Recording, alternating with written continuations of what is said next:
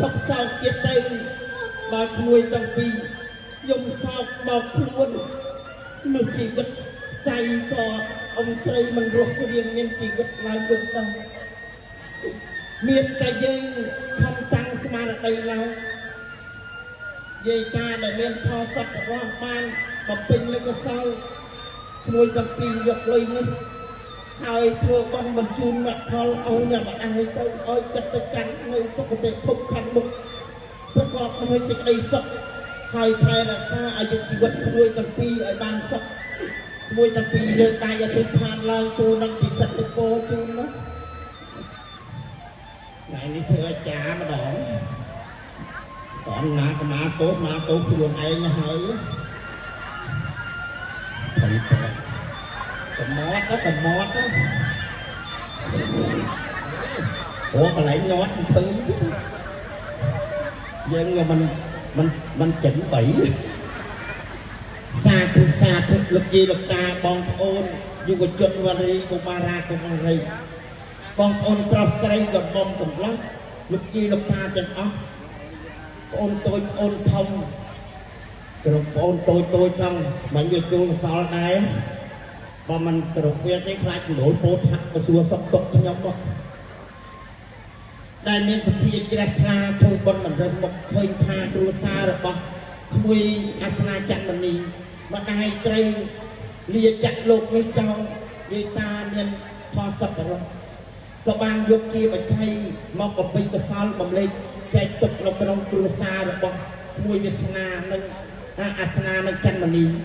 ខ្ញុំនឹងសូមជម្រាបមុខឲ្យក្មួយទាំងពីរលើកដៃមួយសម្រួងពិសិដ្ឋពរជូនដល់លោកយាយលោកតាទាំងអស់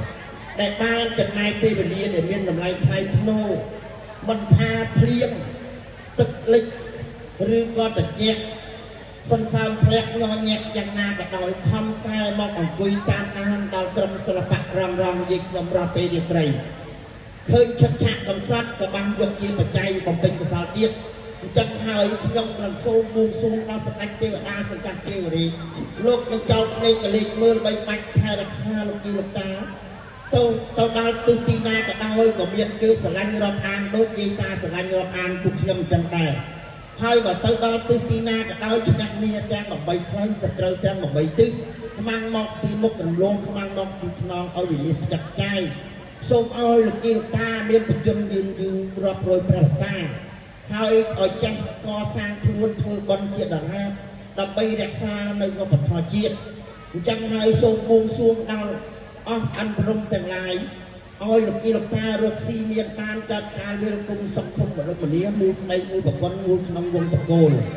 រកស៊ីដាំចោកដល់ឡើងគុំបាត់ថាគុំបាត់ថើផ្លែដូចជារយផ្លែដូចជាចាក់ដាក់មកដល់ក្នុងសងដល់មកដល់ក្រៅដាក់តាមដៃអាវឲ្យកូនអូសផ្លូវទំនប់នឹងលេងជាការតនាមណាផ្លូវទឹកក៏មានទូកផ្លូវគោកក៏មានឡានផ្លូវណាទៅមិនបានមានយន្តហោះពុបមកជូនយាយតាទៅដល់កោះត្រៃសូមឲ្យរកស៊ីឲ្យមានផ្ទះថ្មទៅសងអត់បង្ហាត់ផ្លឹកបាក់ឯងភ្លើងអគ្គិសនីមានទាំងមញ៉េគប់ໄວទៅរីមកចាំអូនប្អូនកុមារាកុមារីចឹងដែរសូមអូនប្អូនត្រូវចេះស្ដាប់បង្គាប់នៅពាក្យបន្ទូលមានរបស់មេត្តាបិតា